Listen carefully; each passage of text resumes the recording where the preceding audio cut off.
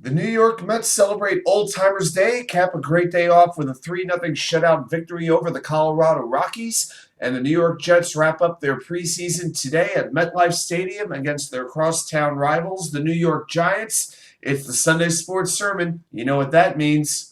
It's time to preach.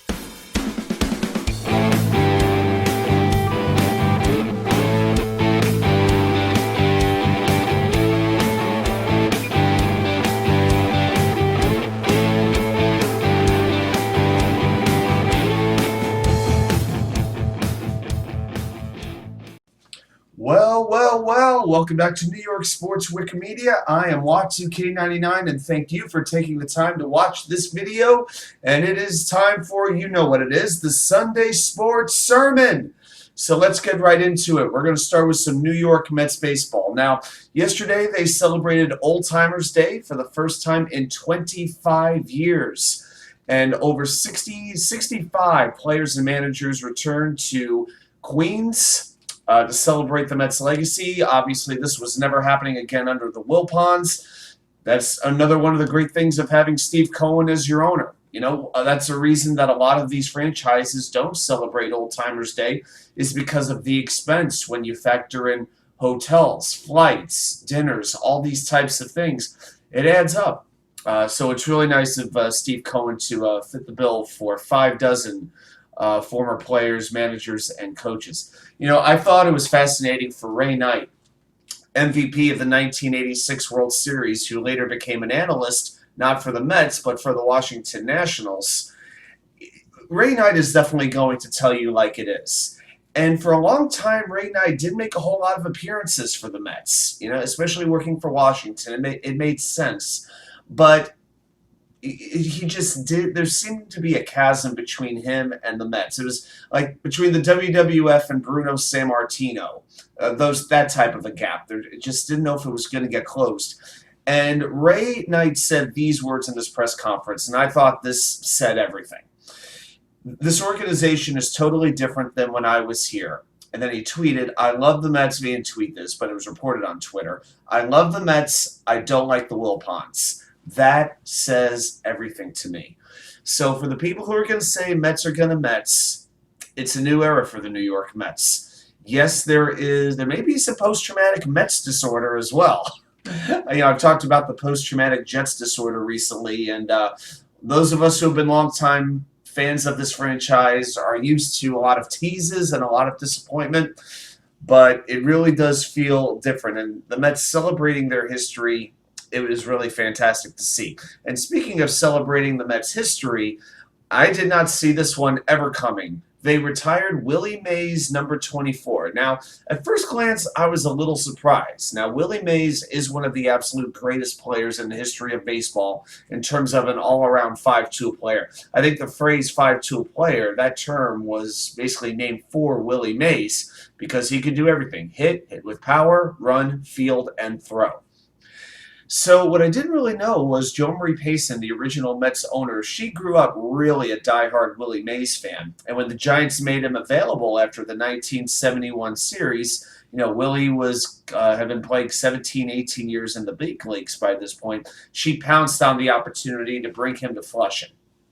And, you know, there's an image of Willie Mays being this, being a really old, brittle center fielder while he was with the Mets, falling down.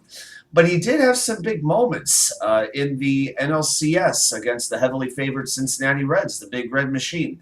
He drove in a key run in the decisive Game 5.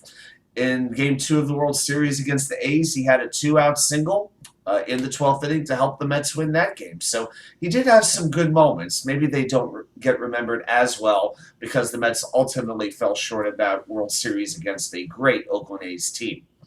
So it was really great to see, knowing what I know now. Well, Jo Marie Payson also said she apparently promised Willie Mays, you'll be the last Met to ever wear number 24. Well, it didn't quite work out that way. There have been 3 Mets, most recently Robinson Cano, who have worn 24, but now no Met will ever wear it again. So all kudos to the Say Hey Kid, 91 years old. It's great to still have him with us. He's currently recovering from a hip transplant, but reading his statement, to read his enthusiasm for being a Met and for having his number retired made me really, really smile. I really think of him as a Giant, not just because usually when Willie Mays wears a hat, it's a San Francisco Giants hat. It's the SF. I'm not used to seeing him wear even the black and orange and white, the New York Giants hat. Certainly not a New York Mets hat. So for him to acknowledge in his statement that Howie rose red to the crowd, his happiness and his enthusiasm for having his jersey retired by the Mets, it shows that it meant something to him to be a Met for those last 2 years. Now, as far as the current Mets team goes, the big news is really, for me, is not as much what's going on in the field with the big league team, although everything is that division race is pretty huge. But Francisco Alvarez, their top prospect, has an ankle injury, and he has to have some tests on that. Now, they don't know right now what the injury is to the ankle, but he's been dealing with discomfort for the last week or so, so we have to find out what this injury is. I don't expect him with the big league club this year, but the key is that his ankle is going to be taken care of, whatever the injury turns out to be.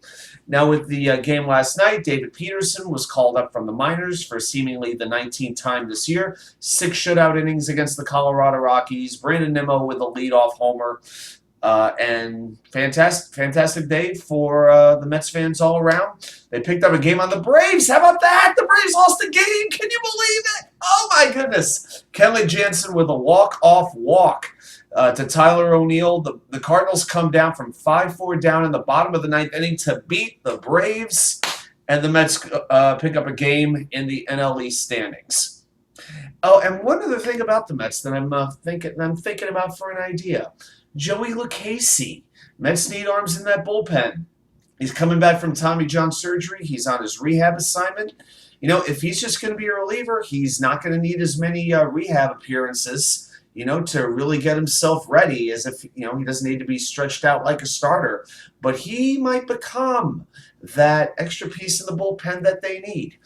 With that curve, the combination of a changeup and change-up curveball, it really eats left-handed hitters up. I think he's got an OPS around 630.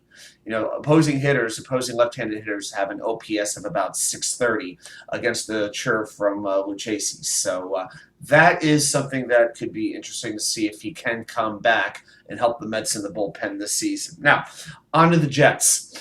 As I speak, their preseason game against the New York Giants will start in about 3 hours. Yeah, the last game of the preseason. A couple things I'm going to be paying attention to.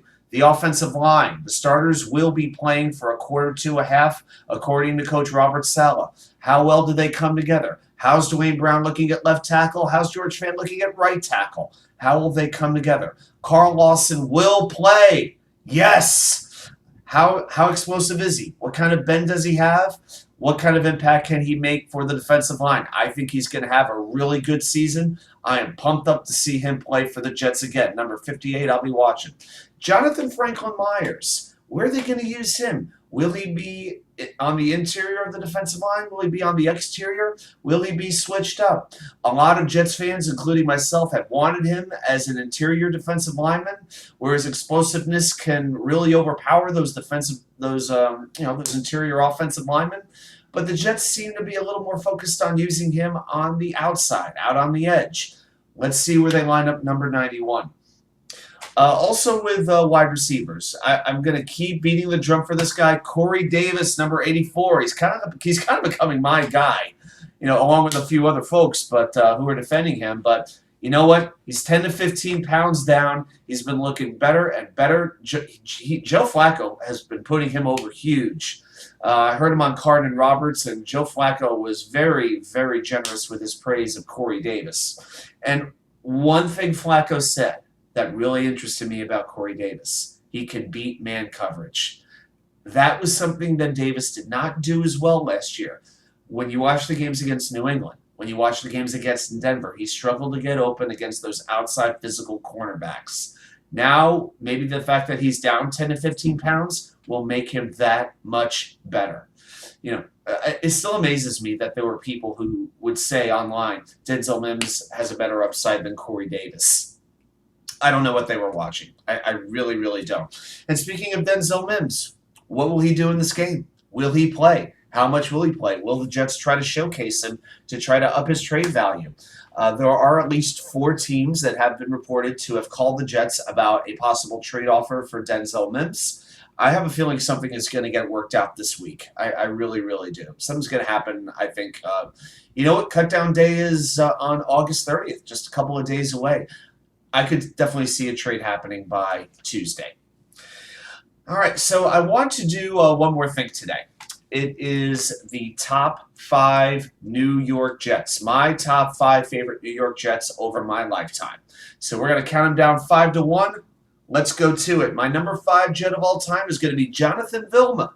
Now, Vilma, linebacker, was only a Jet for 4 years, but there was something about him, the fact that he came from Miami, so I knew he came with some swag, he came with some energy, he came with the speed, the explosiveness, that explosively fast linebacker. I've always liked those types of linebackers that could just cover the field. And the Jets haven't had too many of those, as they usually play a 3-4 defense. But in the 4-3, you really want that speed and coverage. And that's something the current roster doesn't have as much.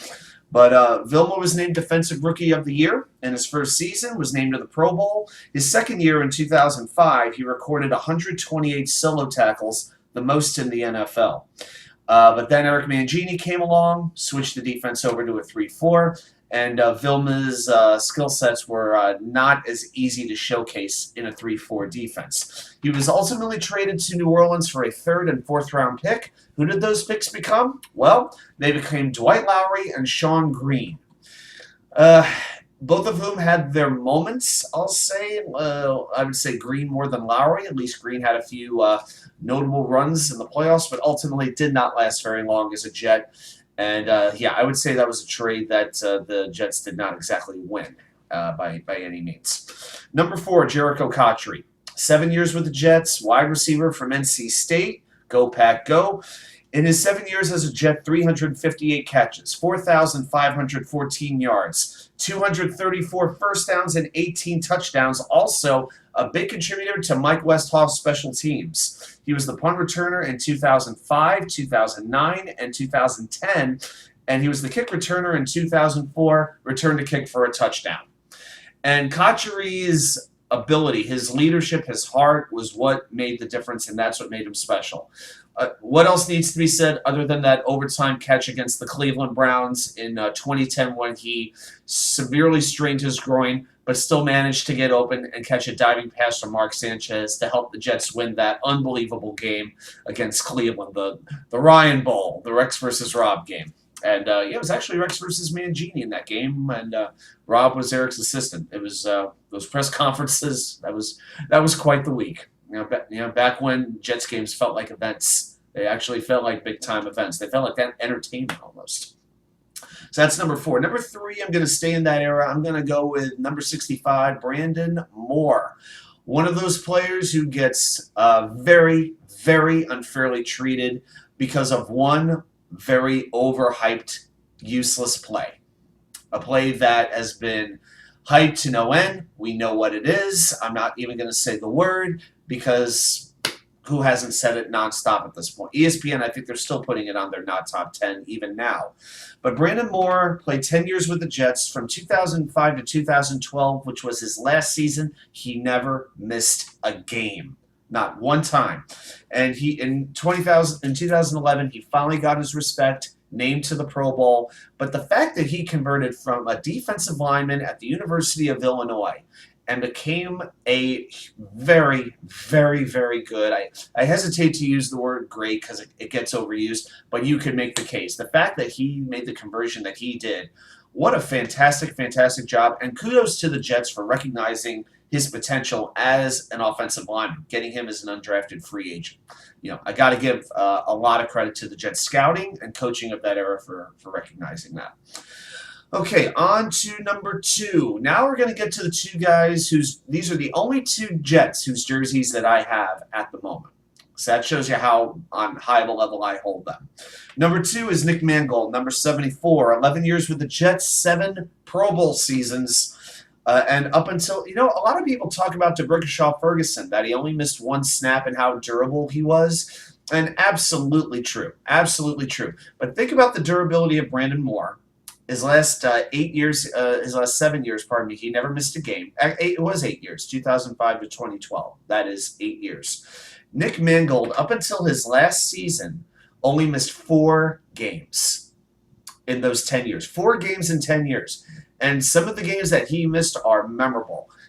How can we forget the Monday night game, Jets at Ravens, the Ravens sporting their black uniforms, and the Jets started a center by the name of Colin Baxter.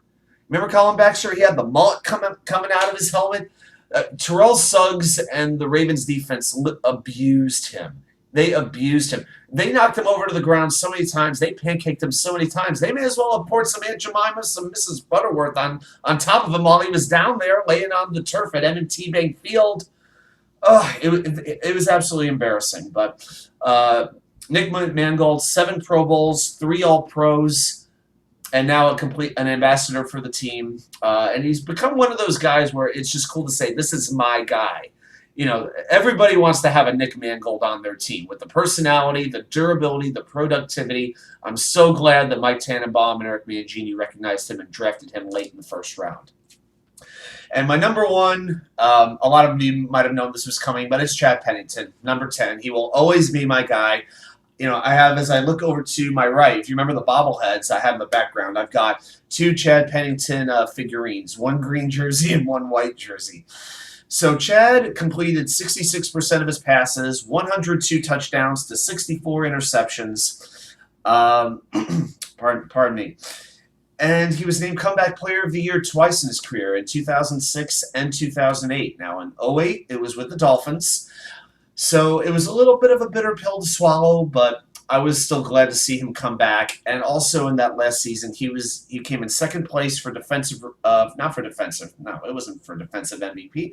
What am I talking about? Defense. No, he came in second in the league in the MVP voting, only behind Peyton Manning. And I was really proud to see that. I still remember his first couple of games. It really felt like a new era of Jets football. And had it not been for all the injuries, the shoulder surgeries, the rotator cuff, the wrist injury that cost him 12 weeks after his rookie season, you know, people talk about people being tough. And to me, toughness is not if you get hurt or not. It's can you come back from those injuries? How resilient are you? And the fact that he made some of the plays that he did, with a torn that long bomb to Santana Moss in that playoff game against San Diego. If you go back and watch that game, he did that with a torn freaking rotator cuff in his shoulder.